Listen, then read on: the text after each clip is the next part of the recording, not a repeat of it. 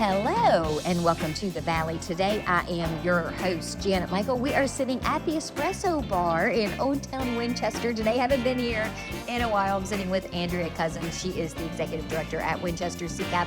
Decided to get you out of the office. We thought we were going to be able to sit out back in the lovely secret garden and have a wonderful conversation, but it is 412 degrees back there. So we opted instead to come inside. So there may be a little bit of background noise because apparently everybody else got the idea on a hot summer day to come and have some iced coffee at the Espresso Bar.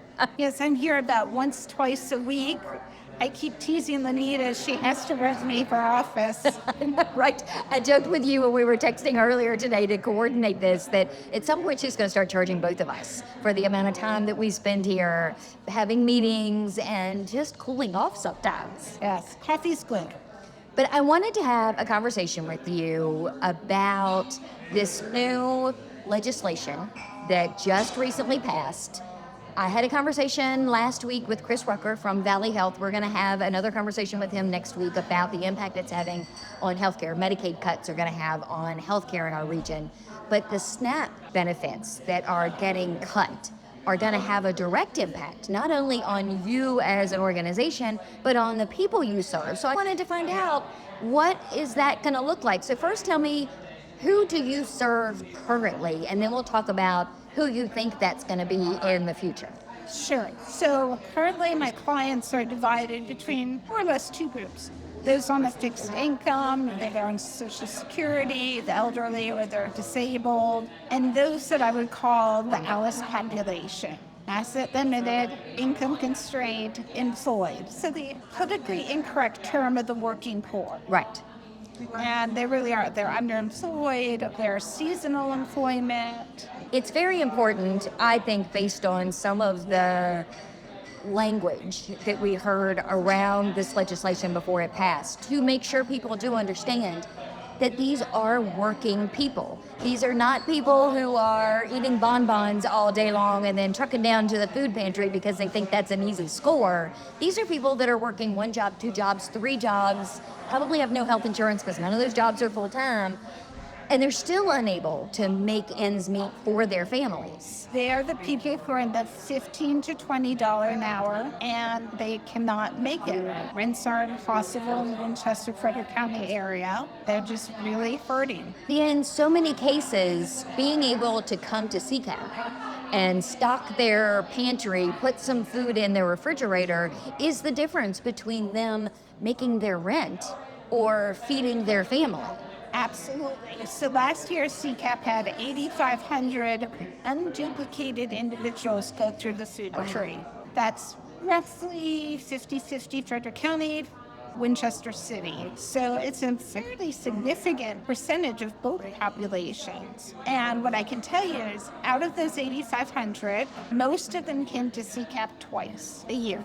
Not twice a month, not twice a week, twice a year. So this was a crisis. 5,000 of those 8,500 also went to another food pantry because we serve monthly. Most of the local food pantries serve monthly. And so what they're doing is they're utilizing this service so that they can pay their rent or their utility bills. So it is a very needed way for them to survive and continue to be productive, tax-paying members of society, contributing to the economic development of the area. And it's important to also just to reinforce that if you're monthly, and Highland Food Pantry is monthly, and several of the other ones are monthly, if they're coming the first week of the month to you, and the second week of the month to Highland, and the third week of the month to someone else, that doesn't mean they're gaming the system. That means they're trying their best to not spend so much on food in order to put that 30, 40, 50, I've been to the grocery store lately, I can't get out of Walmart for less than $100, and it's just him and I. So that money does go to those other things. That's not considered gaming the system in my eyes, or yours, I don't think. No, absolutely not. That's what the food pantries were put in place for in the first place, so that families could eat and stay housed and stay working. If children don't eat, you see increased behaviors in school. You see worse grades in school. If families don't eat, you see less productivity in their work. You see higher health problems. I am absolutely grateful to Blue Ridge Area Food Bank, which gives me about 90% of my food. Without them, we couldn't do what we're doing. My budget is $9,000 a month I spend in food. So that's roughly $100,000. Wow. That covers only 30% of my food budget. The rest of it is either through USDA, which is about 50 to 60% of my free food, or culturally appropriate grants that the Blue Ridge Area Food Bank gets, or the partners that they have partnered with. So CCAP picks up from Walmart, Target, Martin's, Sheetz, and Starbucks 6 days a week, as do all the other local food pantries. We each have our days to pick up at the different stores. But that's where we get the majority of our fresh produce and our protein. Without that, we couldn't do what we do. So I'm very grateful to the food bank. What I would assume, and we'll talk about this a little bit more in the next segment, but what's likely going to happen is that all of those places that you just mentioned are going to start tightening their belts. So they're going to be cutting back on what they probably dub as waste, which is why they're able to donate it to you. It's left over at the end of the day, which means it's highly possible that you're going to get less and less and less of that from those people moving forward. Yes, that is true. We've already seen less ability to get USDA food, the free food. It used to be there were 2 or 3 pages of our menu to pick it. The food bank. Now there's only 1 or 2 pages. 3 weeks ago was the first time ever that we had to pay for beans. Wow. So we're seeing some changes. It's early days.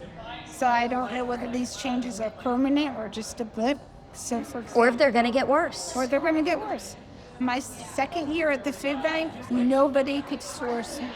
We had about 6 months. Nobody could get meat from food bank or anywhere else for that matter, for whatever reason. And that was really very interesting 6 months. Since then, the meat has come back online, but I'm very worried that we're going to see less and less product. So let's think about that for a second. I want everyone listening to just think for a minute about what their life would be like if they went for an entire month and didn't have a hamburger, didn't have, heaven forbid, a steak, something along those lines. You didn't have chicken, which is your cheapest form of meat in poultry form, but couldn't have any meat whatsoever, could not serve that to their family. My husband would die. Let me just be clear, my husband would fall over dead because he would never survive that long. But this is what's happening to a lot of our families. They don't have a choice. It's not like they can say, oh, just go to a different store. If it's not there, it's not there, and they can't afford to go to the store and buy it. Great. And back to gaming the system. If you went through the food pantry, it's a lot of canned food, it's a lot of boxed food. It's not something that a lot of my friends or I would buy. So are you really going to go to a food pantry if you don't need to go? It's not like you have king crab legs or filet mignon. Although I have had that kind You of have, yes. Few and far between.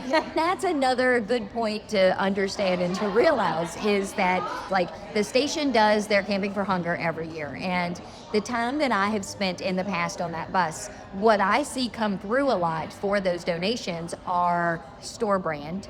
The ramen noodles, if I had a $1 for every package of ramen noodles that came through, I could probably restock your pantry with the blue king crab or the steak that you were talking about. This is not fancy food that these people are getting when they come to visit a food pantry. No, it's not. It's very basic, and we're kind of at the mercy of what we can source. In some cases, probably in a lot of cases, because you're not strictly a food pantry, if they come to you because they need this food, chances are they're going to find out that you have the clothing house, that you have financial literacy classes, that you could potentially help them with that rent payment or with that electric bill payment. They learn that there are a whole lot more resources available through your organization. Yes, but you know what I hear all the time when I say, look, if you utilized our food pantry, we give out about $150 worth of food per family. That you could reallocate towards your rent.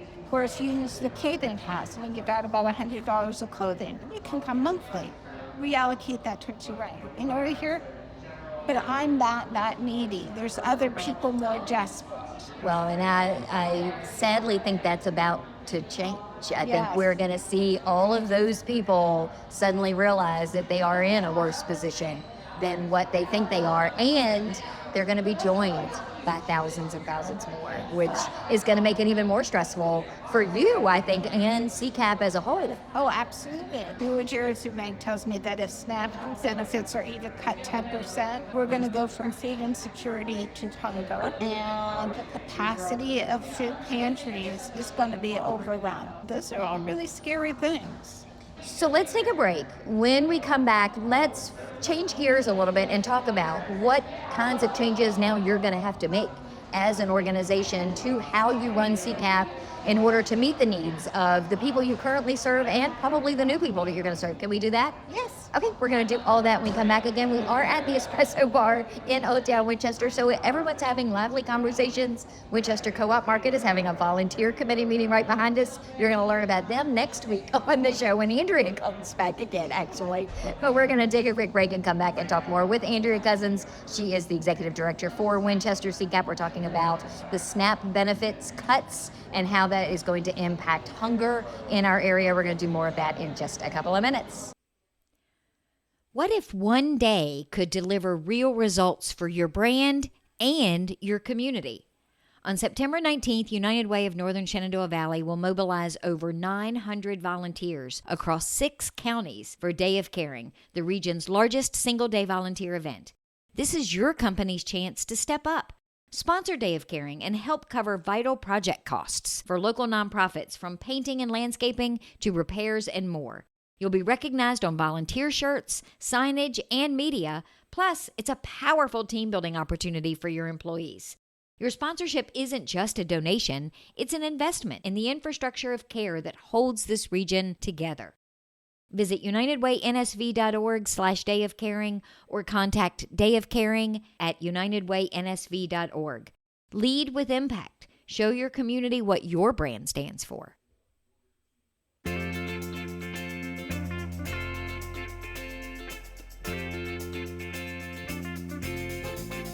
Welcome back to the Valley today. I am your host, Janet Michael. We are sitting at the Espresso Bar in Old Town Winchester today. Andrea Cosans is joining me. She is the Executive Director for Winchester CCAP.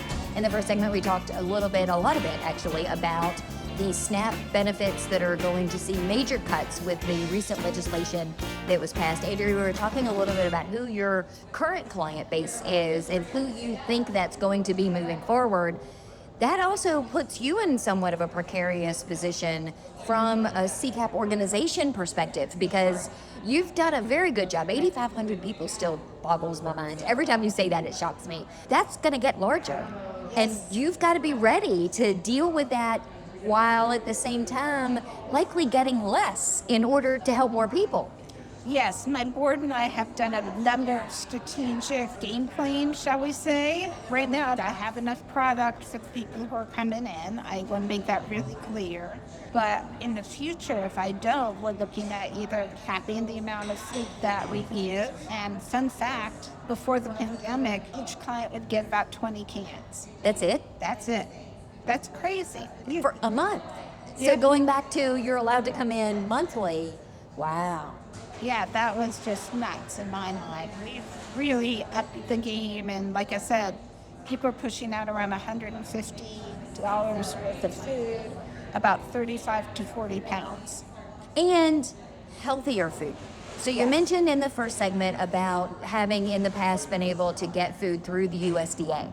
I've been hearing things also on the news that some of that may be going away. So the option to have healthier food is also going to diminish as we move into the future. One hopes not, but then again, something you have to prepare for. Yeah, prepare. And big shout out to United Way. We got our impact grant. I have 3 other food pantries. We're pushing out $50,000 worth of fresh produce because United Way was kind enough to give us that. So that at least will help mitigate whatever's coming down the pipe. So I'm very excited about that. But that's kind of the stuff that I'm planning for. I typically write grants for our rental program, for our financial aid program, because food has always been there. Right. I am refocusing on writing grants for food programs. Nigeria Food Bank has spent 3 or 4 years really pushing healthy pantry. So talking about what foods are healthy, low salt, more produce, more fresh. And I'm a firm believer in that, so we're really ramping that up. I'm very concerned that that's going to go away. And so we might have to cap, again, the amount of food. We might have to cap amount of clients per day. One of the things we're thinking about is, do we give up food altogether and focus on financial aid, or do we give up financial aid and focus on food? And we're now in a wait and see. We're also ramping up a campaign on advocacy. We're ramping up a campaign on getting food in, getting money in to pay for food. USA Produce has been a great partner. Last year, United Way gave us a grant too for fresh produce. We're utilizing USA Produce to get some of that fresh produce in bulk. For as much as we've bought for them, they've given us a lot. So let's talk about that for a second, because they're local. So this isn't even just about Winchester CCAP, a local nonprofit serving our local community in their time of need. From food insecurity to hunger to rent assistance to utility assistance, you're also adding to the economic impact of our communities by getting that food locally whenever and wherever you can. That could also be cut, which then trickles down into small businesses. Yes, so I'm part of the Winchester Advocacy Task Force. There's about 20 nonprofits in all sorts of human service areas. And we've been talking about the impact of the federal cuts. And one of the big impact is an economic impact. If we can't pay our vendors, the vendors are going to have problems. They're going to have an economic impact also. And all of us use vendors to differing degrees. That was part of the conversation that I had last week with Chris Rucker, is that we don't all often think about that ripple effect. When he and I were talking about the potential for the Medicaid cuts that have since come to fruition, I said to him, I think people think, well, I'm not on Medicaid, this doesn't affect me. But then he started talking about, no, but what happens is if you lose your Medicaid or you lose your job and don't have access to Medicaid, now you're sick. You don't have any means necessarily to get well, but that also means you don't have any extra income. So the guy that you used to pay to come mow your grass, you can't afford to pay him anymore. Now he's lost a client, and now you're impacting his bottom line, which may impact how he feeds his family. He could have been a client of yours that now needs more food from you because he has less money coming in. It really does. It's like the 6 degrees of Kevin Bacon, not in a good way. Absolutely. And one of the things that I'm very worried about, and this has nothing to do with CCAP or food, is if Medicaid gets cut, which it did, what's going to happen to the rural clinics. Right. That's very scary, because we have one rural aid clinic in Winchester on Amherst, and there's one in Martinsburg, and I have clients who go to them. They're not going to get the services. It's just really disgusting, because I might not get hurt, you might not get hurt, and I might get paid the big bucks on CCAP that I deserve. Nor am I in radio, let's be clear. But clients are going to get hurt. Mm-hmm. And the less productivity they have, the less productivity all the rest of us have. And you mentioned earlier, too, the other ways that filters down. So if you have a family of 4, a mom and 3 kids, a single mom and 3 kids, and she's not able to feed her children to the degree that they really need to be fed, they're going to school hungry. That means they're not going to be paying that much attention in class. They are going to get fidgety. They're maybe falling asleep in class, because we know that is a side effect of not having a nutritious meal, not eating well. Those are all going to impact now our school system and our teachers. All of these things are going to start happening as part of this ripple effect. And when food stamps get cut, school feeding programs get cut, USDA will get cut, healthy families. So again, it's another big social safety net ripple effect. I think so many people listen and they're like, yeah, but that's the homeless. That's not the bigger percentage. They're your teachers. They're your bank tellers. They're people that you see on a regular basis that are needing your services that some of us don't even have any idea that's happening. In the last year, 5 Winchester City employees have become CCAP clients. Social services reaches out to me all the time about teachers or teachers' aides, again, city employees, county employees. So it is your neighbors. You don't know what the face of food insecurity looks like. I love that this area is growing. I hate this area is growing. It's a double-edged sword. Yeah, because as it gets more expensive to live, as our tax base goes up, more people struggle. And that's another kind of ripple effect, because I believe it's 18,000 city residents are on some entitlement program. Wow. I had mentioned to the city that of all my programs, 11,000 unduplicated individuals went through CCAP last year. If you divide that in half, 5,500 from Frederick County, 5,500 from Winchester, that's 20% of Winchester City through CCAP doors for service. For some service, whether it was food pantry, rent assistance, utility assistance, clothing house, any of those things. Yes, and about 8% of the county. So I mentioned this to city official, and he said that makes sense because 18,000 city residents are on some sort of entitlement benefit, Medicaid, food stamps, TANF, whatever. So that tells you something. I believe the school system has 75% of its children on free lunch. The numbers are staggering. I think so often we hear nationally, and we think that doesn't apply to us, or those numbers nationally seem so large that they don't even seem like real numbers. Yeah. But when you sit here and you're talking about the city of Winchester and Frederick County and our school systems, it really does bring that point home. And I can tell you that this area, the 6th Congressional District, is the second highest district of food insecurity in Virginia after Southwest Virginia. Wow. So that should tell you something. That is, if I remember correctly, Harrisonburg up through Winchester, Frederick County, Warren, Cage, Shenandoah. That explains why Congressman Klein was at the ribbon cutting for Buc-ee's, but he hasn't done town hall here before he voted yes on the legislation. But that'll be for the podcast. I won't go so far as to put that on the radio. The Advocacy Task Force has had conversations with Ben Klein's office, with Warner's office, with Kane's office, and we've given them the statistics and the impact on, again, all of what I'm calling the service, not industry, nonprofits. And it's pretty scary. Healthcare is going to get worse. Security is going to get worse. Housing's impossible now. Transportation's not going to get any better, and if you don't have a car, can't afford to get your car fixed because you can't do that and pay your rent to keep a roof over your family's head, now you've lost your job. And you're not going to be able to get Medicaid or any of the SNAP benefits. It just is a vicious circle. Yeah, and I can tell you right now, there have definitely been some impacts on the financial side.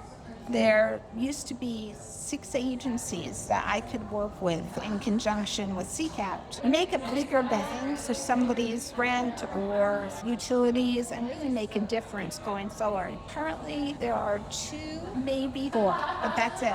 There's agencies that I could count on that just were dry. The funds are just not there anymore. Yeah, because then it makes sense. In times of economic uncertainty, people do not donate. They're not as generous. Again, to even more to reinforce who we're talking about here, we had 112-degree heat index days, late June, early July. These are people who have elderly, they're living in their homes, or they are elderly themselves. They have young children. If they have an air conditioner, they have to run it. Even if they have it set at 78 or 80 degrees, it is running on a constant level when it's 112 degrees outside.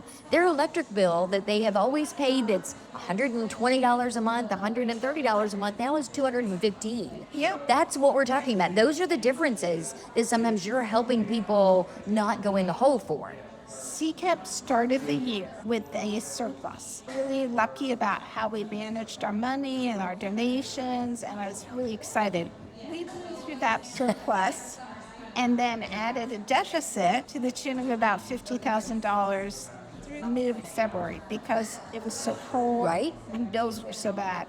And so we really started to put a moratorium on how much we gave out per day, and because we budget for $230,000 for financial aid. That's a drop in the bucket.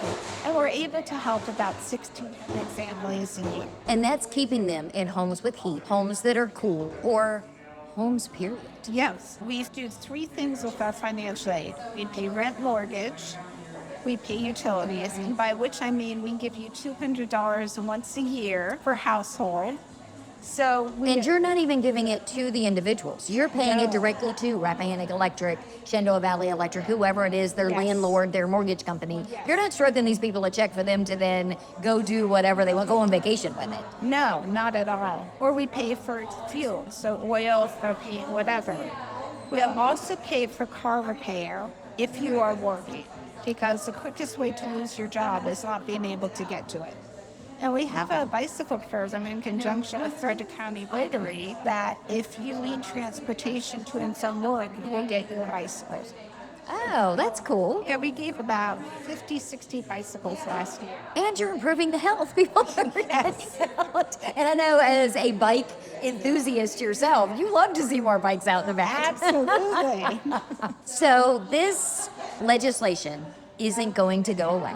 I think I'm safe in saying it's not going to get better. It is going to be a long-term something that we have to live with. We just don't know to what degree we're going to have to live with it. So how can people help you now? Do you still need me to pick up a couple extra things at the grocery store? Do you need me to write you a check? Can I volunteer? How can we help you best in today's climate? All of the above. Stuff up his store is always great because I get about 5% of my food from individual donations, and it's always appreciated. I'm going to do another shout out to CMA, Honda, and Subaru because they gave us about 2,500 pounds of food. Wow. It was amazing. And they're helping you get a new vehicle. Yes, they are, because one of my vehicles conked out. And See, it happens to everybody. We all have a vehicle that dies at some point, even CCAP. yes, so donations are really needed right now to help pay for the vehicle. Volunteers are always needed because I don't know that people know this. We run with 3 full-time staff and 200 volunteers. It is amazing to me that you have that many volunteers, but you need them in order to keep all of these things running smoothly. Yeah. And one of our biggest volunteer pools are people who need community service, whether you're a student or you kind of got in trouble. No questions asked, come on in, we can utilize you. Would it be beneficial to you at all if, because of what we're looking at in the future, if you have someone who says, hey, I am really good at how to bulk prepare meals and show people how to freeze things and how to make the most out of the $150 that they can get worth of food, come in and do demos and do classes or do that sort of thing? Do you need those kind of volunteers too? Yes, absolutely. I would probably hook them up with our self-sufficiency. We have a Tuesday night class put on in partnership with Love in Action and Church of Jesus Christ of Latter-day Saints. And the first hour is finance, and the second hour, I have a really good title for it. I just call it Love and Care. And it's client-centered. It's anything from how to make your chicken last 6 days to how to find a job, write a resume. That's where I would, if you have a skill, that's where I would put you. Where can people go to make a monetary donation? Can they do that on your website? Yes. Your new website. I know we talked for a really long time about how it was coming soon, but it's here now. It's here, it's beautiful. It's ccapwinchester.org, and it's very easy to make the donation. You're not going through 6 pages like the old one. And drop by, write a check, come on in with cash, you take it all. Thank you for taking some time and making me more depressed. Sorry? But at the same time, giving me some hope because I know that there are so many organizations in our area that are like you. And they're like, okay, challenge accepted. We're going to figure this out and we're still going to continue to help as many people as we can. What gives me hope is 20 service nonprofits from Our Health to Laurel Center to ARE to other food pantries, Highland, we're all coming together to work on this advocacy task force. It's not going to be a race, it's going to be a marathon. But I think this is a way to help combat the effects of the big, beautiful bill. Thank you for taking some time today. Thank you. Before I wrap up, I just want to encourage everybody to think a little bit about what you've heard today. Go out into your circle of friends, go out into your community and say, hey, did you know that CCAP has served 8,500 unique people in a year just for food in this area? So I encourage you to take the information that you've learned today, because it is real, it is local information, and help educate those around you so that they too understand the value of giving in their community. Yeah, and I'm going to put in another plug for the Blue Area Food Bank. Their advocacy page on their website gives you a great snapshot of hunger and food insecurity in the Valley and in Virginia. And they have some really good tips for how to advocate for people. I will put that link on the show notes page at thevalleytodaypodcast.com, where you will probably hear even more than you heard on the radio today, because I did get a little snarky. So I'm going to have to take some of that off of the radio and put it onto the podcast. But meet me back here tomorrow for a brand new episode of The Valley Today, just a few minutes after noon.